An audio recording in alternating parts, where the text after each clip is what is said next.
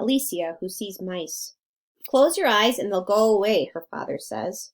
Or you're just imagining. And anyway, a woman's place is sleeping, so she can wake up early with the tortilla star, the one that appears early, just in time to rise and catch the hind legs, hide behind the sink, beneath the four-clawed tub, under the swollen floorboards nobody fixes, in the corner of your eyes.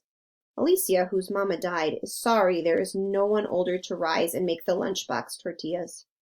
Alicia, who inherited her mama's rolling pin and sleepiness, is young and smart and studies for the first time at the university.